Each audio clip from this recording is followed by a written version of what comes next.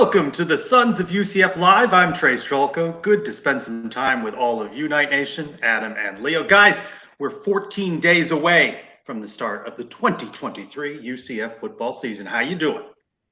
Is that it? I haven't been counting, Trace. Is that all? I hadn't even noticed. I am 2 counting. weeks exactly. 2 weeks. 2 weeks we bounce. That's right. I can smell it in the air. It's literally like 2 weeks out is when you can actually start smelling football. What does it smell like, Leo? What does it smell football, like? I smell pigskin somewhere. Okay. I don't know.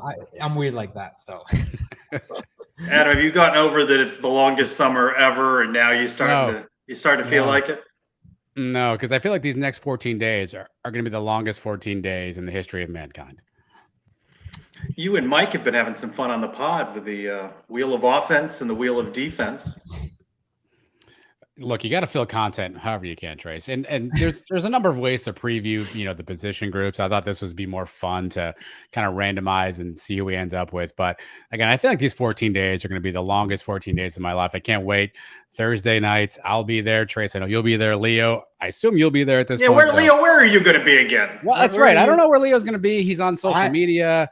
Tearful good. I thought one of us died, Trace. I didn't know what was going on at that post. I checked. It wasn't me. And I gotta get am I okay? Has anyone seen Mike lately? I didn't know what was going on there, Leo. He made me laugh on that tweet. He thought one of you guys.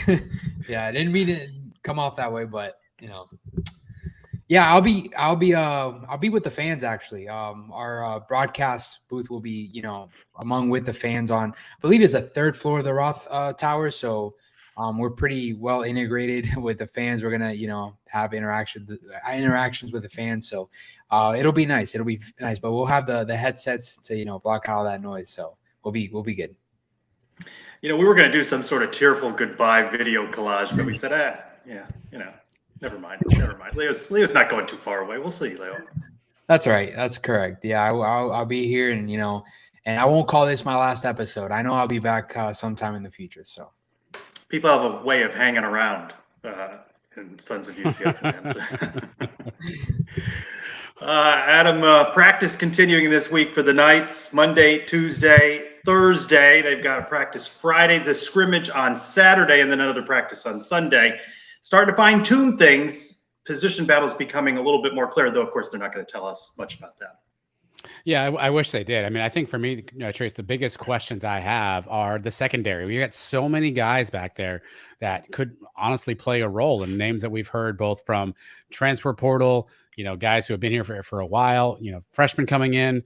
Braden Marshall today was named to an All-American team of some sort, right? So there's any number of names. I'm really curious what that secondary looks like on week one. They're not going to tell me until week one, unfortunately, but hopefully all that gets ironed out here the last couple of weeks of camp. Leo, what's the position group on defense that you feel most sure about? Which is the one that you're concerned about? Definitely back seven. I've been concerned since the start of the spring. I don't know. I think it's really the DBs that really concerns me the most. But up front, I feel like we're solid. Like our guys up front, like you got guys like Lee Hunter, Ricky Barber, TMB, Salazar. Like I think we're gonna be okay up there. Linebacker, iffy about, but I do trust that Jason Johnson's gonna hold it down. And I think he'll be enough to hold it down. And then once you get to the DBs, that's where it gets a little scary. I know we got DeCorian Patterson and all that, but I think it's a matter of the chemistry back there too, the communication. So that's my take on that. Well, Adam, linebacker, they brought in a couple of guys. Jason Johnson, of course, returns, leading tackler on the team last season. Earlier this week, we had an opportunity to speak to your favorite guy. Why don't you say his name the way you do every week? Walter Yates the third. Walter Yates the third. And he talked about the competition at linebacker.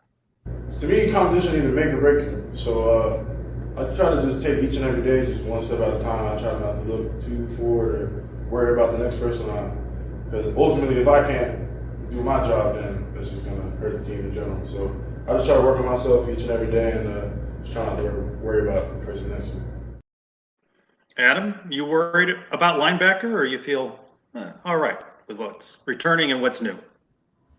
You know what? I'm actually optimistic. I mean, Jason Johnson obviously is a guy who had a really good season last year. We brought in two guys in Ryan Davis, Isaiah Paul, both who have played a little bit of football. Ryan Davis obviously went to Georgia, so he's got some pedigree there. So I'm cautiously optimistic about linebacker. We have Walter Yates III. We have Cam Moore, who we saw play a little bit last year. So I'm a little bit optimistic on linebacker. I know this was kind of the position that I think we all had some questions with, but I'm optimistic. I'd be even more optimistic, Trace, if I knew this guy was playing linebacker. UCF Mike. Oh, wow. Back on the live show for the first time in I don't know how long. One son leaves, another son returns. Yeah, Leo, see, we've already filled the slot. We did back into the transfer portal. That quick, Leo. That's life for you, buddy. Welcome to Showbiz. Gentlemen, Mike, welcome back. How are you guys? Long time We no missed see. you. We missed you in these squares, these boxes. On Hair's Thursday looking night. great, by the way. Always looking great. Thank you. Thank you. You guys don't look so bad yourself. I mean, yeah, I can tell you've been doing your push-ups. Everybody's looking like they're in shape now. I've been doing them since Saturday, so I'm not sure I'm hitting the 1979 by game day, but I will commit to. And then I heard you say you're going for 2023, so I feel challenged by that. I may not hit it by game day, but I will do the 2023. Once you start getting into this habit, it's gonna, you're gonna go through the whole season, and maybe by the end of the year, you'll knock out like 6,000 push-ups. Well, now this has really gotten out of control. This went from 70 a day. Now we're up to 6,000. Mike, we're talking about linebackers. You guys did the wheel of defense on the podcast earlier in this week. How are you feeling about the Knights defense going into the season? The more I'm studying them, the more I like it. We see guys with a lot of experience. We already know about Yates and Johnson from last season, but you add in a guy like Davis from Georgia, guys that have been on the field before, played in big games. I like that. Instead of last year, we had a lot of unknowns, new guys coming in. This year, I think we know a little bit more about the unit. What's the area that you have the most concern about on the defense?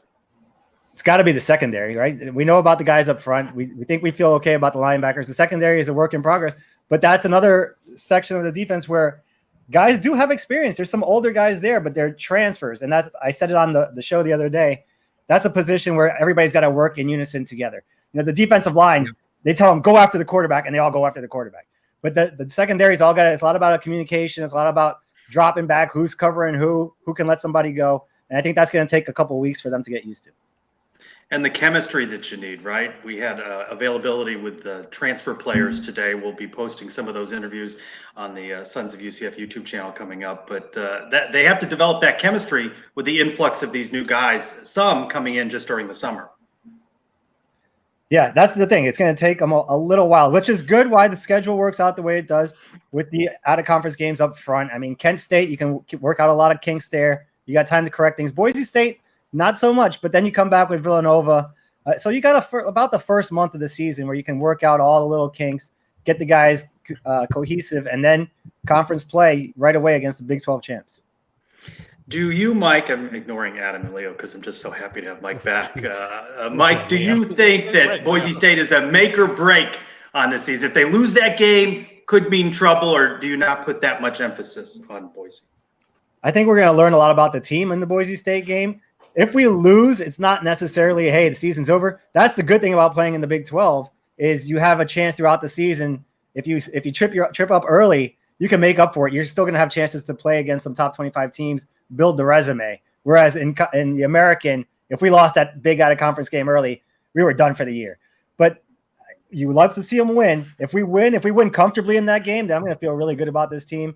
If we lose, I'm going to start to ask some questions. Adam, you agree with that? I don't know what kind of questions Mike is asking. Look, I think obviously Boise is going to be a litmus test early in the season, right? It's a non-conference, so it won't hurt us too much, to Mike's point. But that'll tell us a lot about what kind of team we potentially have on our hands here. A tough road game. Boise is going to be, ready to play us. So I think it'll tell us a lot. But I don't think it makes or breaks the season because there's still so much season left after that. Leo, is part of the broadcasting that you're going to be doing on the Spanish language, will they be doing these road games as well, right? Yes, we will. We actually found out today where our location will be at to watch these. It's going to be at iHeartRadio's station here in Orlando. So we'll have a nice, comfortable facility to, watch these games. And looking forward to that. Looking forward to calling the away games for the first time in Spanish broadcasting history. So That's good. That's a good addition. Well, I want to bring in our first guest of the evening, a return guest on Sons of UCF Live. A lot of you follow him on social media with all of his lists. Big Game Boomer, a.k.a. John Whitaker, returns to Sons of UCF Live. How you doing, Big Game Boomer? Fellas, what's going on? Well, you recently named the Sons of UCF podcast best podcast. So it's hard to criticize you. And then a couple of days ago, you don't even put the student section in the top 50. Which rankled some people. What went into that decision? Both sides got to be full. They got to fill both sides. Both end zones need to be full. I need to see it, especially with the Big 12. So they gotta step it up and stay through the second half. Stay through the second half. Yep, I've got eyes everywhere. You should see my DMs on game day. I get hundreds of pictures of student sections when they're empty. I mean, it's hilarious. How excited are you about the coming season? We're just 2 weeks away from the UCF opener. I cannot wait, guys. I mean, I can't believe it's finally here, though. I mean, the season starts next weekend. I mean, it's been a good off season, a lot of talk. I'm sick of the whole realignment talk. I'm ready to just play football.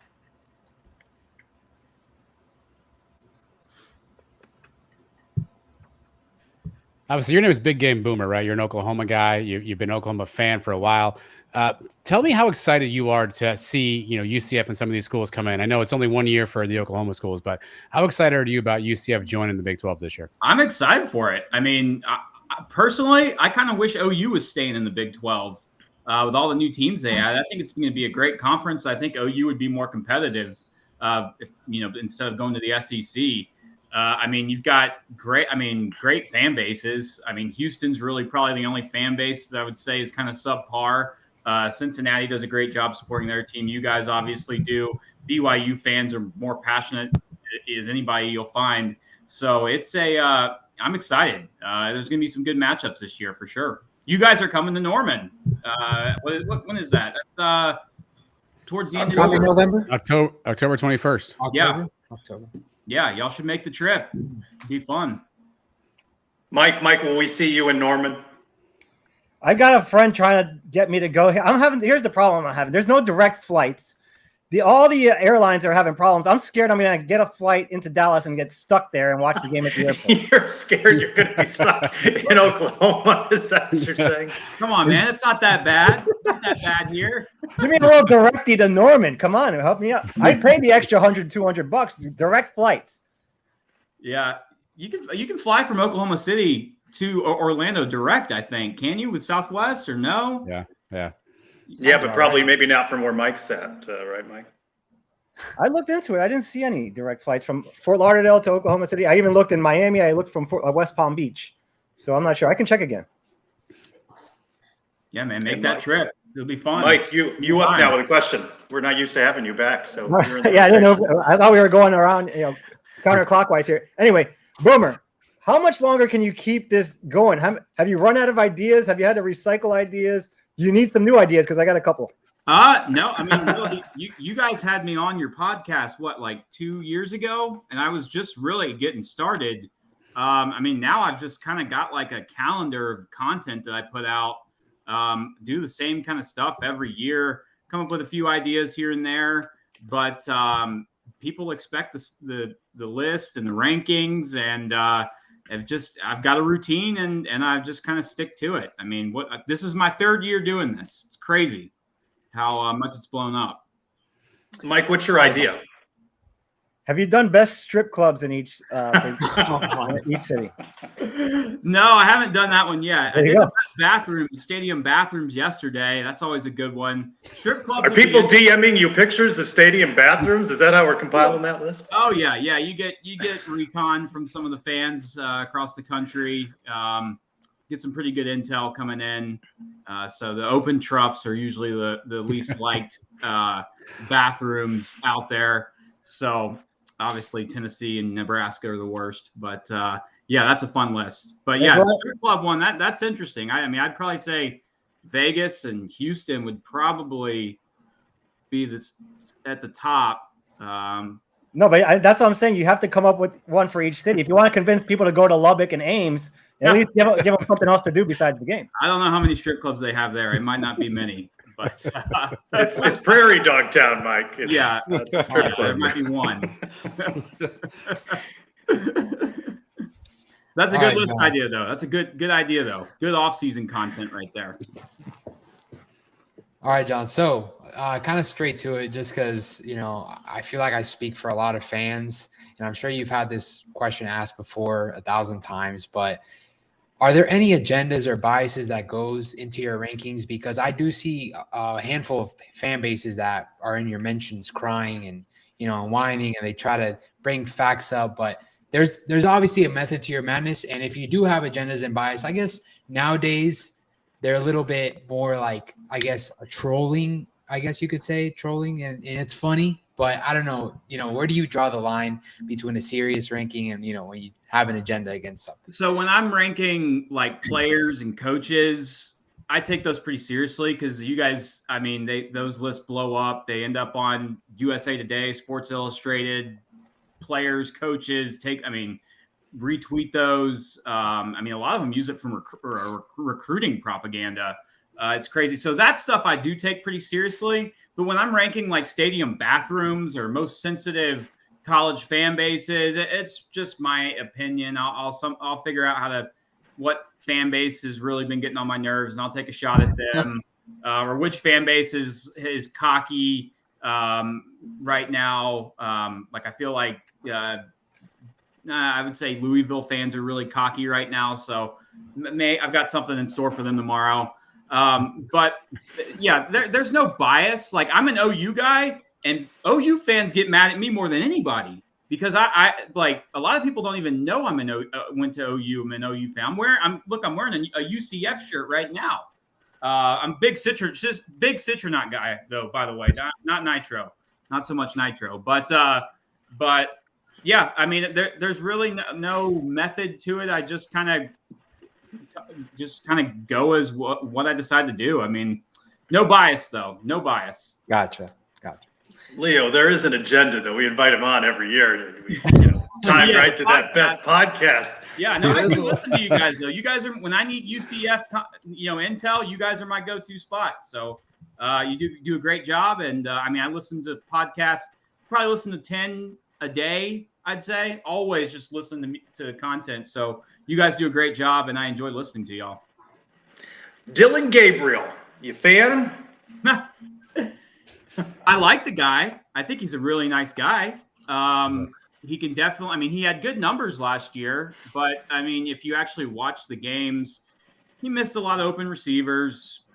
Didn't check. Sounds familiar. Yeah. First year, and I guess him and Levy were together. Back at UCF? Back in what year that was? But yeah, he's got to play better, and I think he will play better this year because he's got Jackson Arnold, very highly recruited quarterback, right on his heels. So I think there's going to be some pressure for him to play better. But really, the OU's defense has to play better. That's the problem. Gabriel. Everyone in Norman wants to blame Gabriel. It wasn't Gabriel. He was decent. He was a good enough quarterback to go 8-4, 9-3. It was just the defense that was horrific. So I expect him to have a good year this year. I do. So yeah. How do you guys feel about Gabriel? I'd like to see your list of top socks in the country. Yeah, he is a big sock guy. I saw him a couple of weeks ago at the OU Sooners Day. My son got his autograph, and I think he had some cool socks on. Go put cool in air quotes.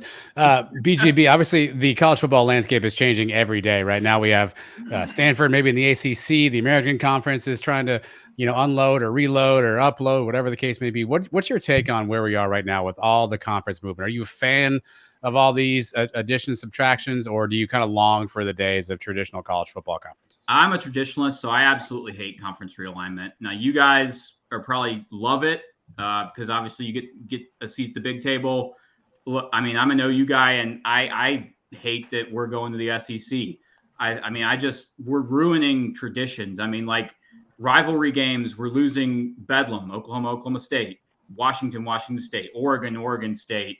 TCU, SMU just announced they're not going to be playing anymore. So we're losing what makes college football great. And yeah, these new matchups and conferences are going to be fun for a couple years, but how excited are you guys going to be playing, BYU or Arizona State when you got to play? You don't get to play South Florida anymore. The war on I-4. I always thought that was one of the more underrated rivalries in college football. So I don't like it. It's just guys chasing dollars, trying to get the most money out of TV contracts, and I'm not a fan. I don't like where it's going. All right. For those of us that can make the trip out to Norman, give us the rundown. Where's the best place to tailgate? What do we need to do? What else when we're in town? Places to eat, things like that. Yep. So you definitely got to go down to Campus Corner. Have you guys been to Norman before? No. Okay. So Campus Corner, it's right across the street on the north side of the stadium. A great spot to tailgate. I'll be very happy to play ASU and strip clubs. Yeah, Phoenix, that's not bad. Norman, yeah, so Campus Corner on the north side. Go check that out. There's a lot of tailgating, a lot of good restaurants down there. Hit up O'Connell's. What kind of food do you want? You want Mexican food or Mexican? If you want some good Mexican, authentic Mexican, go to Terra Humara's. That's very good. Ted's Escondido is very good. But on Campus Corner, O'Connell's is a good spot. Louis is a good spot. Really, those are kind of my two go-to spots whenever I'm in Norman. So I would definitely hit up one of those places. John, do you have a favorite? Obviously there's been tons of OU alums, famous alums, athletes, maybe celebs too. Do you have a favorite OU alum? And if you do you also have a favorite UCF alum? Probably a football guy, since that's what you watch mostly. Yeah, no, I would say Baker Mayfield's my favorite. I was in college when he was there, and he was just a normal dude. Like, you'd walk up to him in class. He had no ego whatsoever. He was playing intramural softball. Just a total normal dude. UCF though, gosh, I gotta think. Brandon Marshall's pretty entertaining. He's a fun guy to kind of follow. He's entertaining. Blake Bortles, I like him. So you know who my favorite player though is on y'all's team this year? Colton Boomer, field goal kicker. That's my guy. I hope he wins the Groza this year. At least he's on the all-name team, if nothing else. Absolutely. That's a great name. Great name. We'll let you get out on this one. How do you handicap this Big 12? Do you think it's wide open, or are we just all going to give way to Texas? It's wide open. The whole Texas hype is a joke. I'll believe it when I see it. Look, TCU, I forget where they were picked last year, but they came out of nowhere. I think it's ripe for the taking. Anybody could get it. I think Baylor could have a really big bounce back year. I'm also very high on Texas Tech, but teams like I think UCF and Houston are probably the two teams that are coming in that I think have the best shot at having the most success, just from a roster standpoint. So you never know; they could make some noise, but yeah, it's wide open. And I could almost guarantee, I'd put money on it that Texas doesn't win. It's the same stuff every year, guys. Get used to it in the Big 12 with them just saying Texas is going to win and they're going to go, 11-1, and just get used to that because it's going to happen every offseason. Well, they're not going to be saying it for too long. They're going to be saying they're that's right. Yes, kings of the SEC.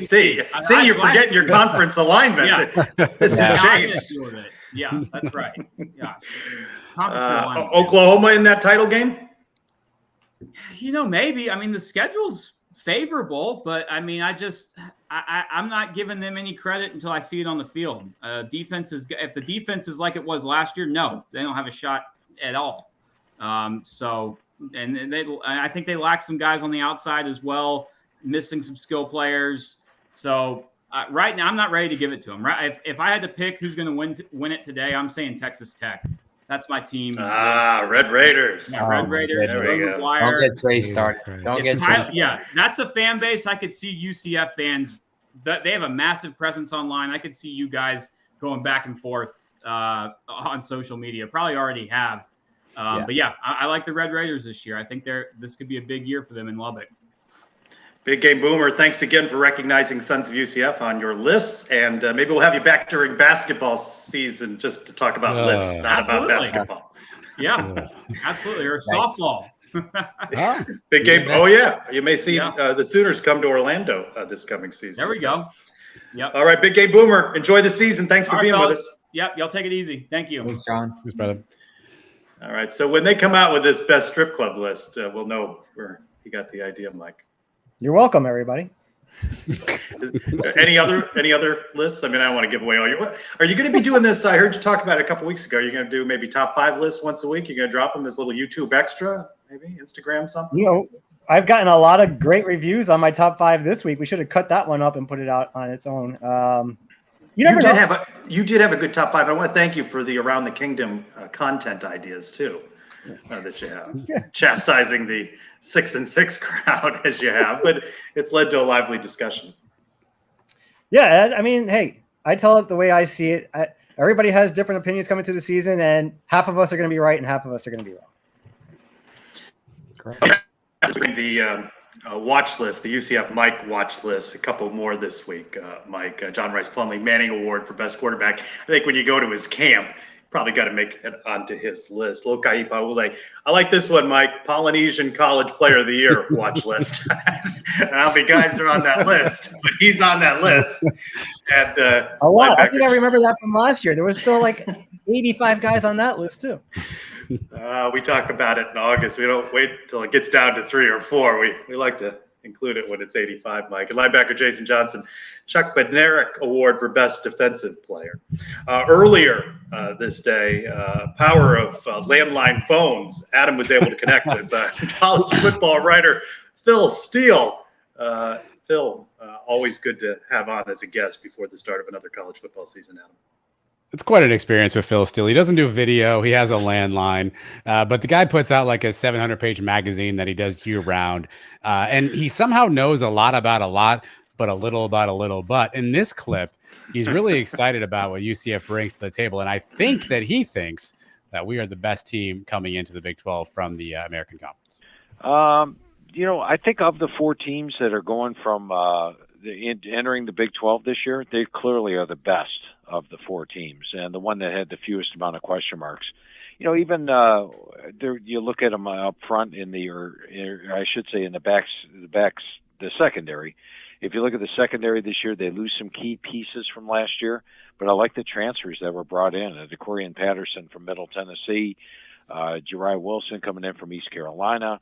They bring in Mask from Texas State, Fred Davis from Clemson. I think the transfers should help them move up in the PDR. That probably was my biggest concern starting the magazine process was the secondary. But actually, when I finished and after talking to Coach Malzahn, I had the DBs ranked number 40 in the country. Phil Steele, a big DB fan. We talked about the defensive backs earlier, maybe not being up to snuff or being the position that we were concerned about. Phil Steele, not concerned. He also said my name. I was just going to ask, was it good to talk to you again, Adam? Amount of times in the interview, he said my name, which was awkward. That guy's in encyclopedia. How does he know every player on every team in the country? Then he started rattling off transfers from other teams in the Big 12. He knew the dates of every game. It was incredible. It's like watching Elo. Listen, Mike, I don't want to say anything, right? But if you listen to the very end of the interview, he said something early on that's probably going to inflame some people. He said that he thought UCF had improved at the backup quarterback position with Timmy McClain over Mikey Keene. I let it go because I was like, all right, well, that's interesting. That's interesting. And he said it again at the end. So I said, hey, what do you like about Timmy McClain? And I'll let you listen to his answer and you tell me how much you think he's studying certain players, Mike. That's all I'll say. Thanks. I thought you were going to play it now. But did you ask him afterwards what he thought about Mikey Keene then? Like, how'd you feel about Fresno State this year? He once a night, always a night. What are you going to do? That's a lie. And where, Adam, can you find that interview with Phil Steele? Yeah, just go to our podcast feed, Sons of UCF, wherever you do podcasting stuff, Apple, Spotify, Google, all that good jazz. They may put it out on YouTube, but it'll just be still photos of me and maybe a bearded Trace. I don't know what I'm going to do there because, again, Phil's not a Zoom guy. So Yeah, you have asked me for several weeks now what did I think of the photos you're dropping into Around the Kingdom, and I admitted to you that I had not watched the show, and you said it again yesterday, so I watched it, and now I know how you dug back into the archives for the COVID bearded. I was so mad. I found the picture of you taking a Jello shot from like years ago and added that into the show. That was my crowning. I was ready to retire after that, and I was expecting a fanfare applause, and nothing from you people. Nothing.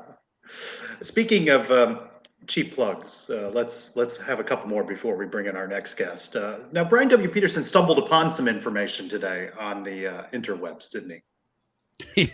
That's what Brian W. Peterson does. And yes, so proud to tell you all that Citronite Apparel, which is our good friend Chris Robinson, who many of you maybe don't know this. He's the creator behind the Suns UCF logo, all the Suns hats, the hat Leo has on right now. Those are logos that Chris created. Leo, you got to turn that in after today. Yes, you got to mail that back. I'm not so sure I can promise you guys I'll turn it in, but you got to mail that back. Refund those. And so we worked with Chris, and Chris is now and going to exclusively on his website, citronite.com. He's going to sell the Sons of UCF merchandise. A lot of people have asked about merch, how they can get merch, how they can find merch. We've been reluctant to do stuff like this just because I don't feel like you have to pay us money to listen to us. But these are Chris's designs. He's really talented, really smart, super creative. So he's going to have some stuff on there for the Suns. That hat Leo has on there, that'll be on the site. The EHOS hat, which has been wildly popular, that's currently on the site now. So if you go to citronite.com, you'll start to see more Sons of UCF merchandise, shirts, hats, tank tops, maybe Trace, maybe even some Around the Kingdom merch. Ooh, how about that? You do a half a dozen shows and you get merch. That's pretty good. Another plug. Mike, you're here to plug this. Pool Tracker's back. You didn't win last year, though, did you? I did not. I won it 2 years ago. Last year. That's like being number 2 10 years ago. Yeah. Well, it was 2 years ago, and it was number 1. And last year, I still was better than both of you guys. I remember that. I finished higher than both of you. I'm still the best Suns prognosticator on the show. But I'll bounce back. I'm ready to have a good year this year. It's different this season, so now we're doing the Big 12. Last year, 2 years, we've been doing the American games. Now we picked the Big 12 against the spread. It's a lot of fun. It's a lot of trash talking going on, bragging rights. And, maybe we'll throw in one of these hats for a winner.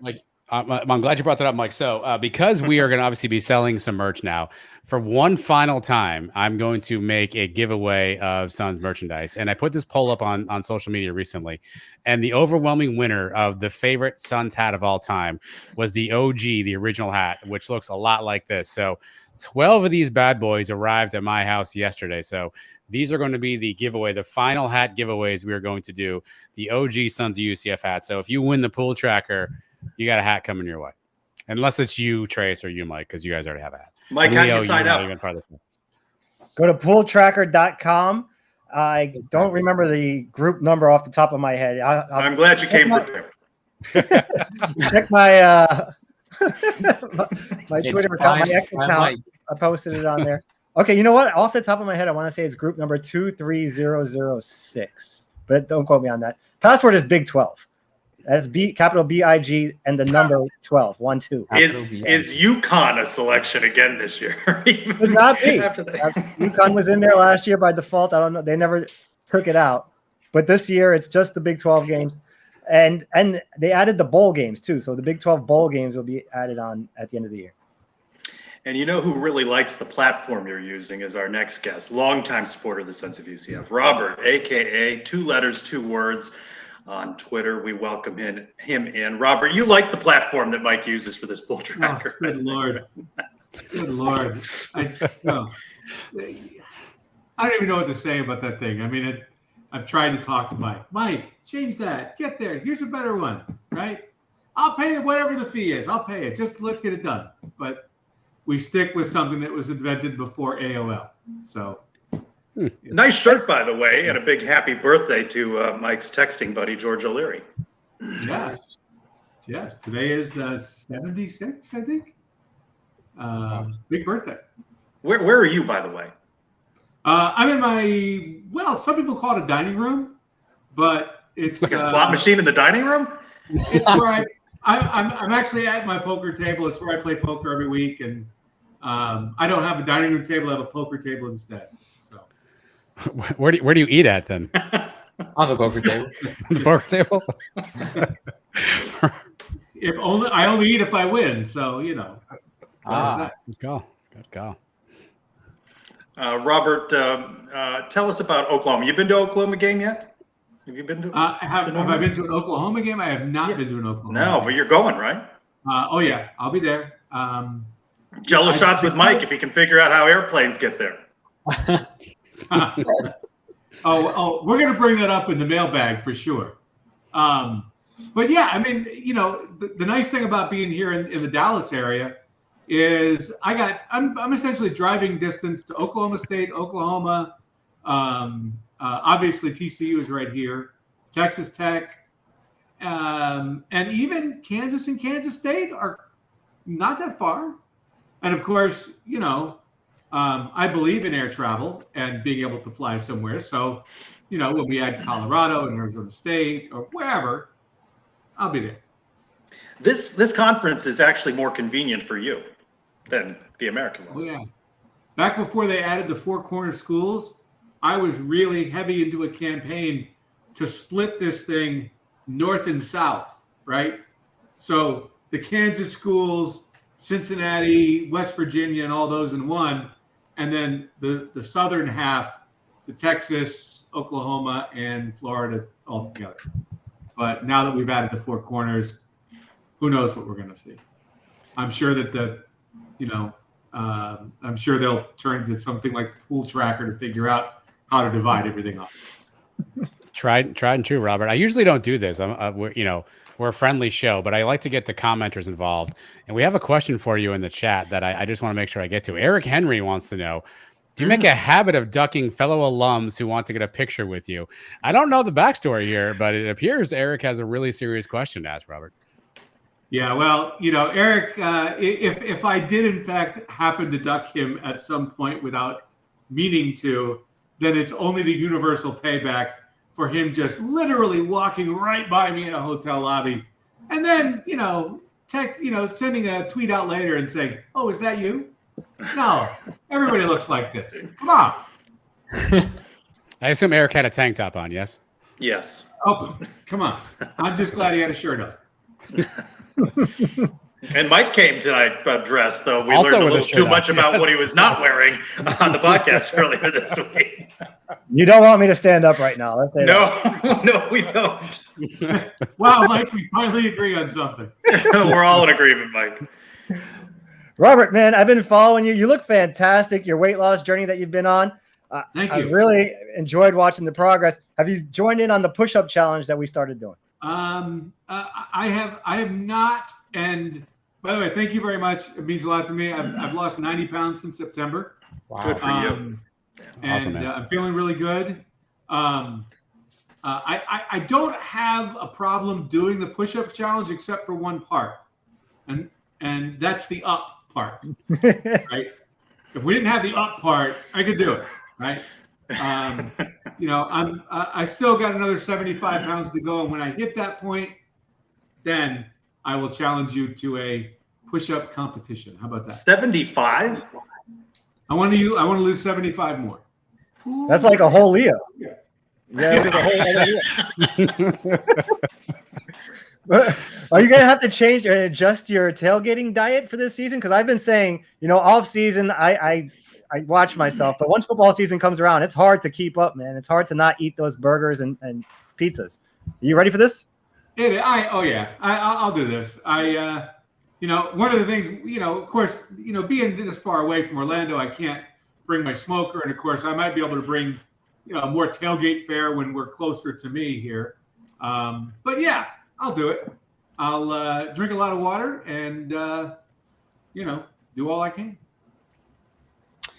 Robert, I don't know if you've been asked this on the podcast already, but kind of getting to know you a little bit more, just because you're so generous with your charity donations and how that started and what that means to you, basically. And I'm sure there's been a lot of guests that have missed your comments, but what's kind of your purpose behind that, really?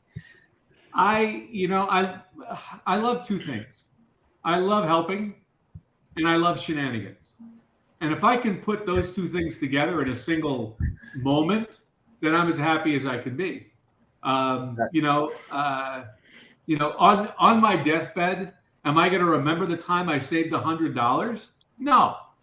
But am I going to remember the Navy guy snatching the calendar off the bulletin board with gusto and then in a challenging way, looking right into the camera and say, "Yeah, I read the comments. Yeah, I'm going to remember that." That's life to me. Yeah, that was a memorable one. And he was calling, what was that, Adam? He was calling steeplechase races or something, right? Or some sort of horse racing. Yeah. Some news and notes before the mailbag. Yeah, you'll stick around, Robert, right? You're going to help us get through the mailbag. Women's soccer. Are we done with questions? We're done with questions? Production note. Right. You got another one, Adam? Right before the video that you played before the mailbag, I need you to take me off screen for about 5 seconds. Okay. But before I take you off screen, Robert, kind of a serious question and something that I knew about you and I read about you. I know you were featured recently in an article there in the local magazine in Dallas. I'm just going to set you up with this one sentence and you tell me the rest of the story. Robert once spent the night on Coach Gene McDowell's couch. Can you take the story from there, Robert, and share that for those who don't know the backstory on that? Yeah, I'll give you the quick version. I made a last-minute decision to go to UCF. Unfortunately, this is probably going to sour a lot of people, but I grew up in the Tampa Bay area, and I was originally going to go to South Florida. Whoa, I spent 2 days trying to get registered. They were such a mess in that administration that the morning that classes started, I came over to UCF, and within 2 hours, I got registered, admitted, and a schedule, and I'm ready to go. But my first class wasn't until Tuesday. I didn't want to drive all the way back to Tampa and then come back to Orlando for the next morning. So I parked my little Ford Bronco 2 out in the scrub trees little area that is now, I don't know, probably over there by the stadium. And I turned the truck off and I went to sleep. And about 11:30 at night, I get a knock on my window and a flashlight shining in my face. It was a UCF police officer. Of course, back then we all had printed schedules. He asked me what I was doing. I explained my situation. And he said, "Well, you can't sleep here. I need you to follow me." And I thought, oh, great. I'm going to be arrested for trespassing my first day on campus. Of course, it's pitch black at night. I don't know the campus. I don't know where I am. I'm just following him down the road. He takes me to the back of this building. And I thought, okay, this is where the holding cell is. He opens the back of the door. We walk down a hallway. He opens an office and says, "There's a couch in here, an alarm clock. I'm going to set it for 6:30. You got to be out of here by 7, or you'll be in trouble." And I said, "Okay, yes, sir." So I instantly went to sleep on the couch. And the next morning when alarm went off, I turned it off and I got up. And I wanted to make sure I wasn't leaving anything behind, no incriminating evidence. And I turned on the light, and that's when I discovered that I was in Gene McDowell's office. And I got to know Gene many, many years later, running the Tallahassee chapter of the Alumni Association. And I got a chance to tell Gene that story at one of our many gatherings. And Gene's reaction to me was priceless because he just said, "I knew those cops were sleeping in my office," right? That's how the officer knew of a place to sleep, right? And of course, Manny and I kind of bonded over the fact that he and I had spent many a night on that same couch then. So that is a good story. You couldn't have done that in Brent Key's office. He was there 24 hours a day around the clock. Yikes. Good story. Good story. All right, Adam, roll. We got a player, right? I think we do, actually. Yeah. DeCorian Patterson, defensive back. Let's go around the kingdom. Wow, that's fresh from Thursday afternoon during a media availability. Women's soccer jumps out to the lead over Purdue. First game of any kind in the Big 12. Dinah Martin with a goal in the 48th minute. Knights trying to close one out on the road and get off to a good start. Men's soccer picked fourth in the Sun Belt. By the way, women's soccer, we've got a preview up now on the Sons of UCF YouTube channel, media availability with Coach Zahaydak and some players earlier in the week. Men's soccer picked fourth in the Sun Belt preseason coaches poll. Defender Anderson Rosa and forward Luca Dorado named to the all-conference team. Dorado also named to the United Soccer Coaches Watch List. have a preview out coming up maybe in a couple of days on that one. Their exhibition over in Tampa on Thursday now. Baseball welcomes in Morgan Pugh, named Director of Baseball Operations, and former UCF pitcher Joe Sheridan as the new player development director. And Mike, this is it. Men's basketball, they have a commitment from a 6'7" Lithuanian, Minatas Makas. Can you say championship, Mike? Minatas Makas. I mean, we dominated Italy. So, I mean, on the way back, or what did we do? Venetian blood. He was just collecting guys because he had a couple open spots on the roster. You have a passport, you're good. You're in. Want to thank Mike again for supplying some content for this week's Around the Kingdom. Having a lot of fun with Eric Lopez. That drops every week on the Suns YouTube channel. We got a clip from this week's show, Adam. The other thing is UCF Mike and UCF people are going to have to get used to this. Just because you go 3-6 and 4-5, let's say in the Big 12, you're in the Big 12. That's a good thing now.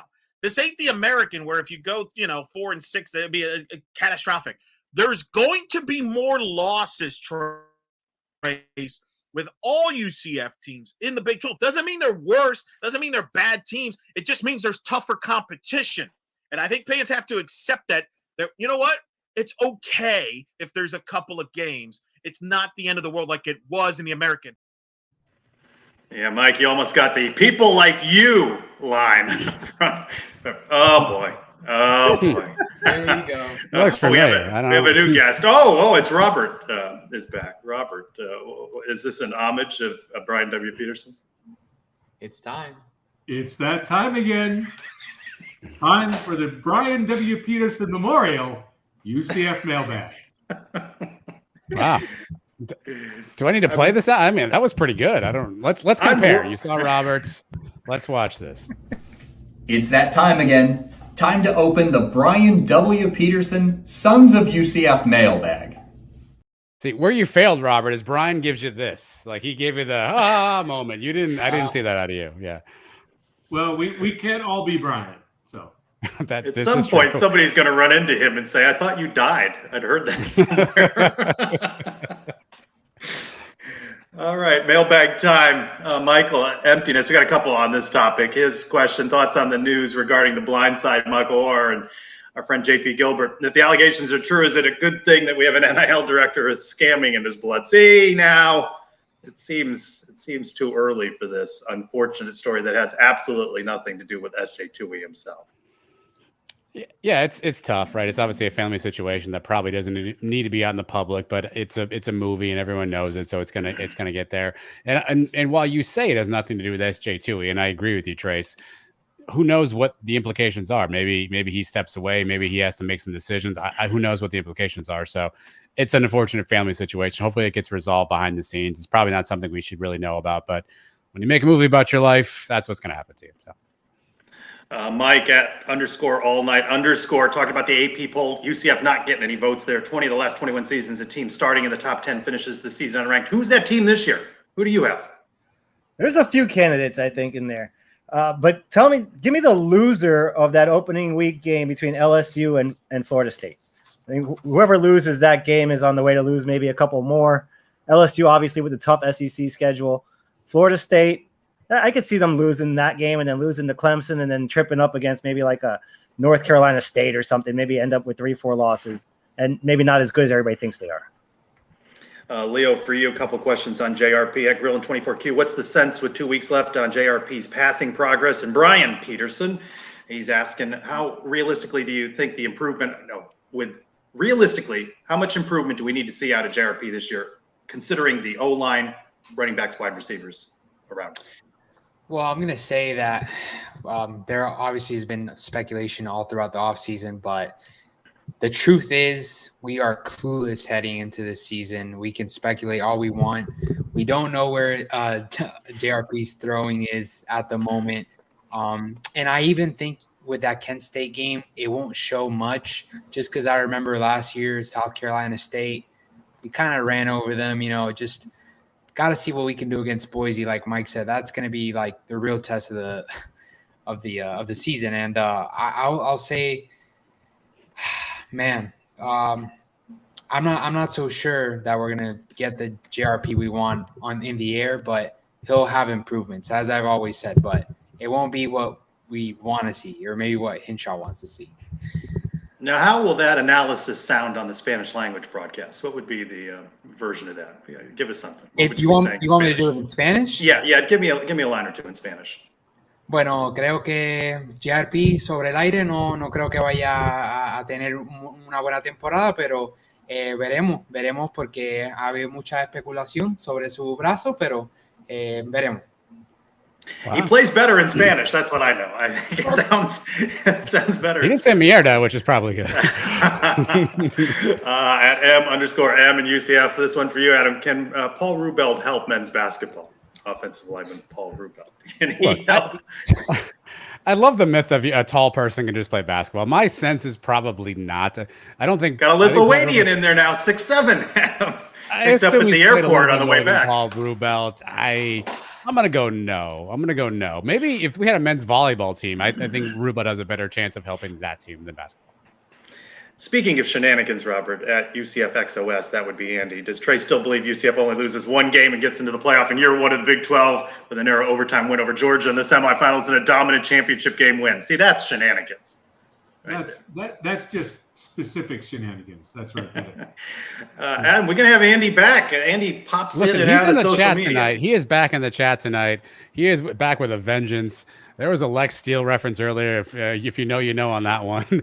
There's a lot of good stuff in the chat from Andy tonight.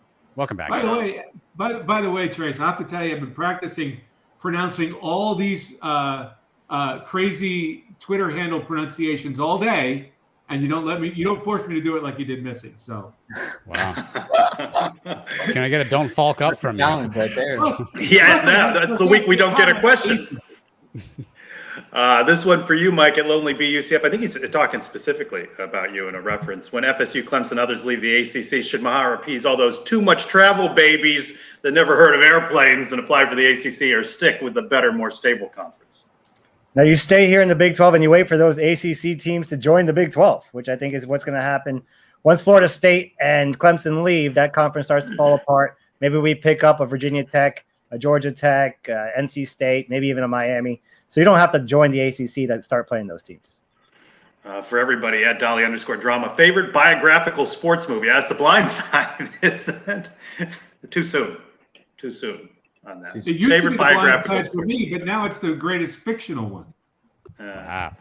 Whoa, too soon. Too soon. I always liked. People are going to say Rudy's probably a popular one. Brian's song.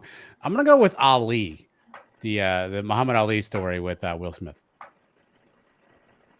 You know, you guys both stole my jokes already. I was going to use the blindside joke, and then I was going to say Rudy. Rudy is a classic. Even though I'm not a Notre Dame fan, I do like watching that. You know, there's classic lines in there. Who's the wild man? I got to go Moneyball. Good movie. Fair. Good movie. Yeah. Man, I'm a big baseball guy when it comes to movies.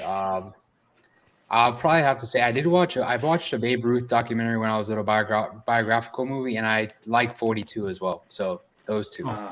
Great movie. 42 is a good movie.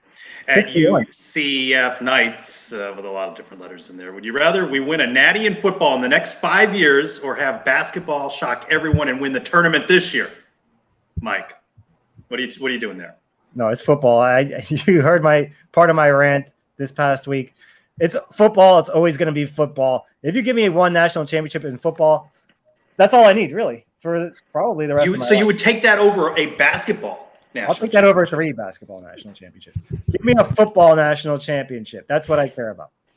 Robert, over 3 national championships? Over 5.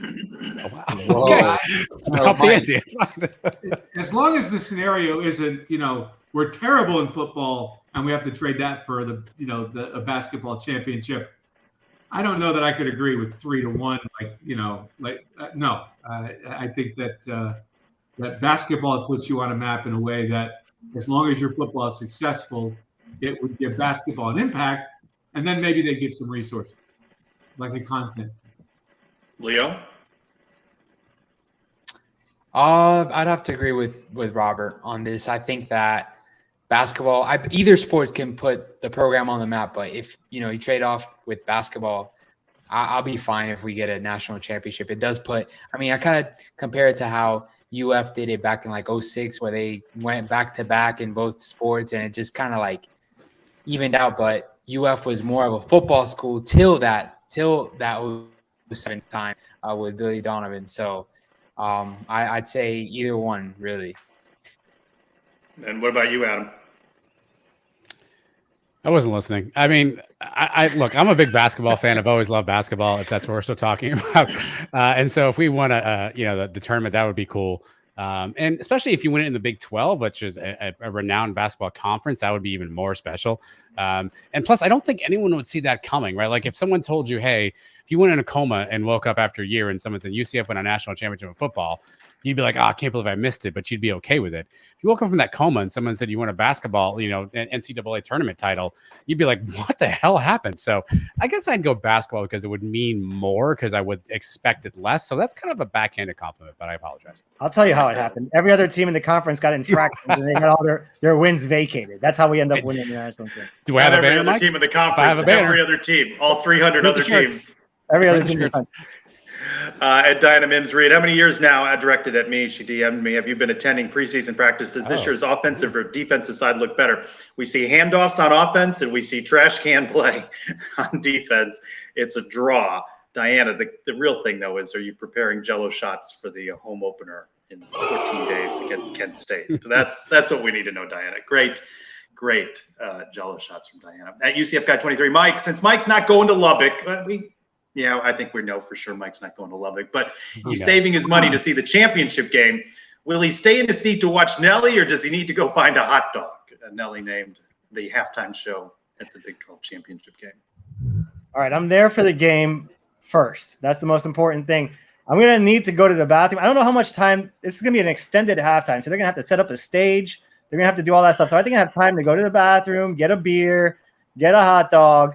If I'm back for the last song Nelly sings, that's really all I need. I don't need. How many is he going to sing? 2, 3? I don't need to see the whole performance.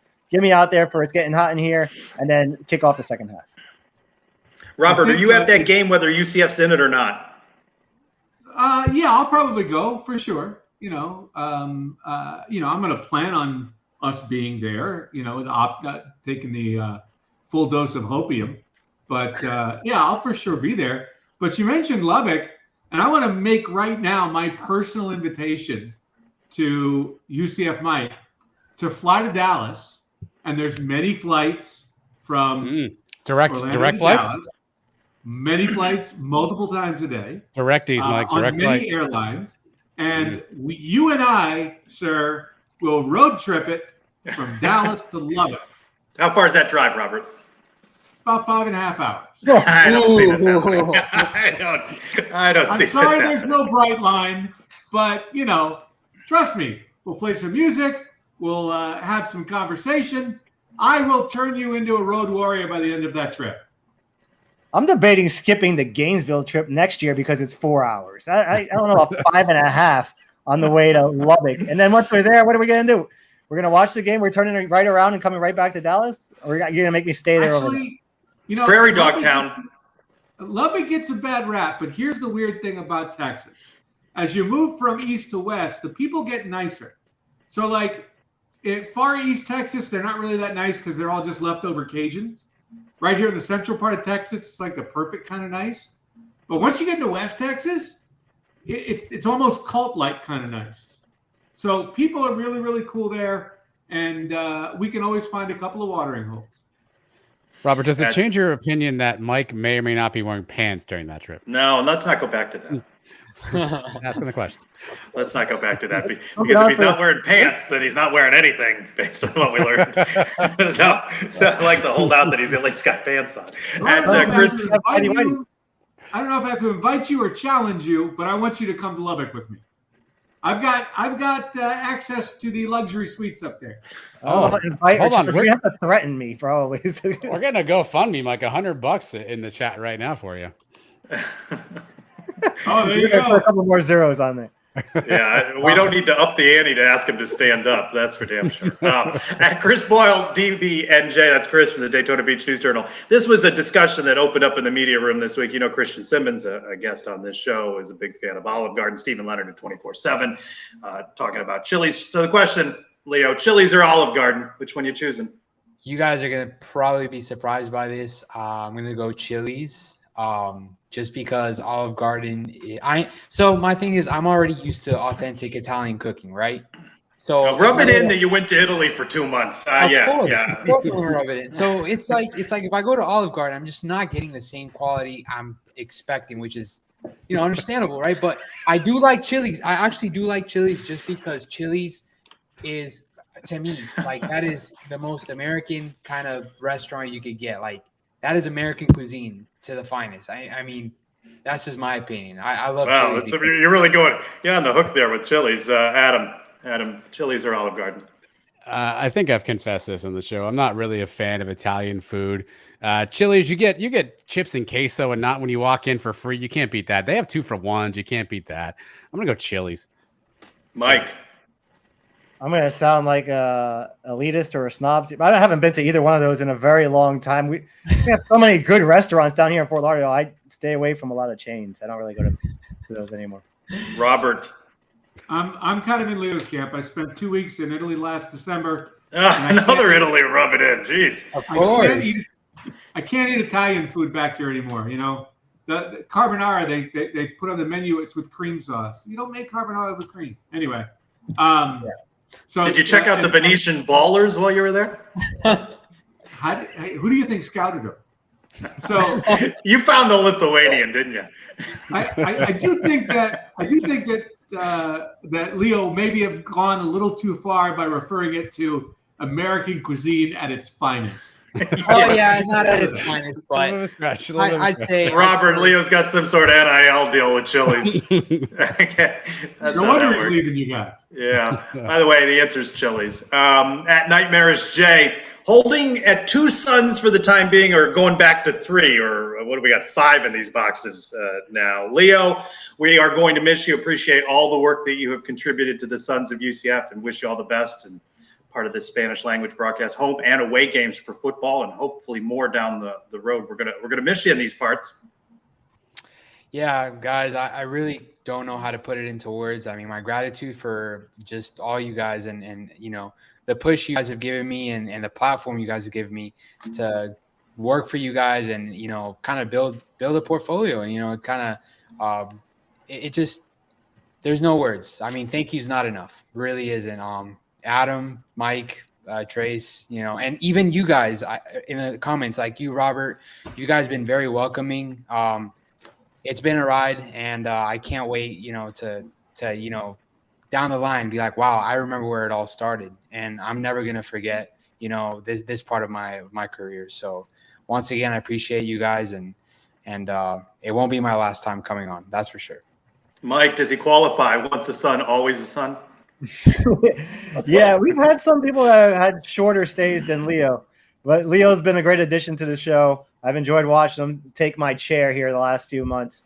I'm taking it back now, Leo, so get the heck out of here. But good luck, man, and I'm going to be following you. I'm going to be listening to the Spanish broadcast, and we'll see if you can slip in a couple little Suns phrases just to say hi. Oh, absolutely. I'll try my hardest. I will. I definitely will. Some sort of Eos Day Suns. Eos. Eos. So, Adam, what we got? We're welcoming Mike back. Mike, you reclaiming your chair? Are we going with 2? What are we doing? What's the plan? It's not going to be no, not all the time. I will be back on that Wednesday night before the kickoff, but Thursdays are still really not good for me. Today was a little different. I had some other things going on, so I was able to make it tonight. Well, stay tuned. There may be some new people hanging out, Trace, and some new opportunities. So everybody stay tuned. A lot happening in Sons UCF land. The merch drop that we talked about earlier. Maybe a website update coming soon. Tons of videos. Trace is a madman out there for the interview. So go to the YouTube channel and check all those things out. So a lot of things going on. Maybe somebody new joining us soon. So keep tuning in every Thursday or when. No, it's not Robert. We can't afford Robert. He's too expensive. We got that slot machine. Can you pull that thing? Is that thing still on, Robert, by the way? No, it's noisy when it's plugged in, so I turned it off. But Okay. if Mike wants to come for the Lubbock game, he can come and play. How much is in there? What's the jackpot on that? I think the max is $1,000 on it. You You need got more. $1,000 in that slot machine? What's Now, that? I was asking if you just had $1,000 laying around in that slot machine behind you. I cannot confirm or deny. now, will you? Is there an alarm on it? So would you hear me breaking into it when you were sleeping there? This is Texas. You don't break into things. That's a good point, Mike. we'll miss you, buddy. That is good advice. Finally, have fun everyone tomorrow at the kickoff luncheon at the arena, 11:30 to 1:30. You know that the season's getting closer when you have the kickoff luncheon at the arena. Final score: UCF women's soccer 1, Purdue 0. First win in the books for a team, not a Big 12 game, but in the Big 12 era. For Leo, Adam, Mike, Robert, and Big Game Boomer, I'm Trey Strelko. Go Knights! Charge on. Fred Davis, cornerback. Thanks for watching the Sons of UCF.